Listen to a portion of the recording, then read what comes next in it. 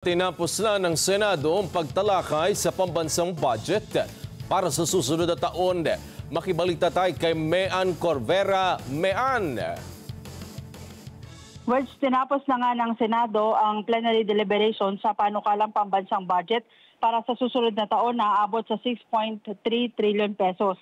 Umabot ng 13 oras ang plenary deliberations ng mga senador na natapos kaninang 3:52 ng madaling araw. Pinakahuling tinalakay ang panukalang budget ng Department of Public Works and Highways kung saan kinukasyon ng mga senador ang mga opisyal sa mga atrasadong flood control projects at iba pang infrastructure projects.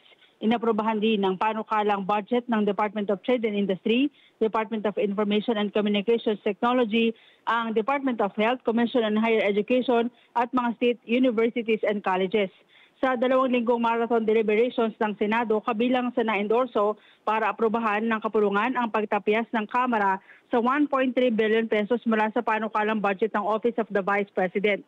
Aabot na lang sa 733 million pesos ang inilaang pondo para sa OVP sa halip yan na 2 billion pesos na hinihingi ni Vice President Sara Duterte. Tinanggal rin ang 39 billion pesos na ipinasok ng Kamara para sa 2025 national budget para sa ayuda sa Kapos ang Kita program na sorpresang naisama sa national budget para ngayong taon. Ipinatapyas din ng mga senador ang 50 billion pesos na lump sum fund o pagtaas ng pondo ng National Irrigation Administration dahil yan sa mga nakatiwangwang at questionableng irrigation projects.